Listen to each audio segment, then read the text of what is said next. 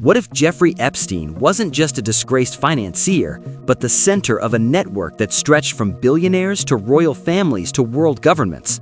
For years, people assumed the story ended with his arrest, but the latest document releases reopened everything. Millions of pages, thousands of videos, hundreds of thousands of images, and buried inside them, names, emails, flight logs, and conversations that raised more questions than answers. And the deeper you look, the stranger it gets. When the Department of Justice released over 3 million pages tied to Epstein investigations, many expected bombshell revelations. Instead, what they saw were heavy black bars, entire sections redacted, names removed, context erased. Officials said the redactions were meant to protect victims, but critics quickly asked, if that's true, why were the identities of alleged co-conspirators also blacked out?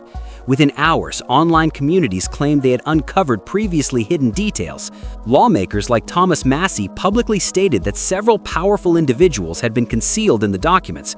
According to their statements, 6 wealthy men were initially hidden but later identified after pressure. That alone sparked outrage, because if 6 names were revealed after just a few hours of scrutiny, how many more remained buried inside millions of pages? But the names were only the beginning. One of the most surprising patterns in the documents was the repeated reference to Russia. Reports claim that Russia was mentioned thousands of times, and President Vladimir Putin's name appeared over 1,000 times in communications tied to Epstein's network.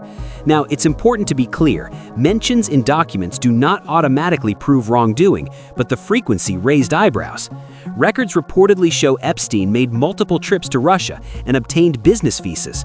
There were claims he recruited young women there, similar to operations elsewhere. Some documents suggest he cultivated relationships with Russian political and business elites, positioning himself as someone who could facilitate introductions and deals. Even more intriguing were reports that Epstein sought back-channel communications with President Putin, at times implying he had insight into dealing with American political figures. Were these attempts successful? There's no confirmed evidence they were, but the fact that such communications were even attempted adds another layer to an already complicated story. And Russia wasn't the only government connection raising questions. In 2019, during a congressional hearing involving Michael Cohen, timestamps in released documents allegedly showed Epstein texting with congressional delegate Stacey Plaskett while she was seated at the hearing. According to reports, the messages appeared to align with her questioning during the session. Plaskett has defended the exchange, stating she communicated with many constituents and was seeking information in pursuit of truth. Again, context matters. Text messages alone don't prove coordination, but the optics of a convicted offender communicating in real time during a congressional hearing created serious public concern. And that wasn't the only political sphere where his presence was felt. Across the Atlantic, the United Kingdom was also pulled into the spotlight. Flight logs and court filings have long connected Prince Andrew to Epstein's circle. Andrew has denied wrongdoing, but allegations brought by Virginia Giuffre, who claimed she was forced into encounters when she was underage, intensified scrutiny. Prince Andrew has consistently denied those allegations. There were also reports that senior UK officials had contact with Epstein even after his 2008 conviction. Documents suggested political figures discussed policy matters with him. Some officials later expressed regret and stepped back from public roles when their associations resurfaced.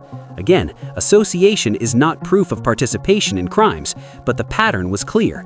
Powerful individuals across nations maintained contact with him long after his criminal record was public knowledge. And then came the billionaires.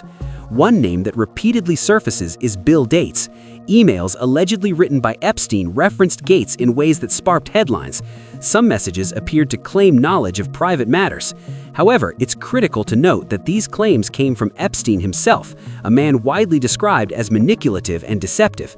Representatives for Gates have called the allegations completely false and described Epstein as a disgruntled individual attempting to defame others. Bill Gates has admitted meeting Epstein on several occasions and later called those meetings a mistake.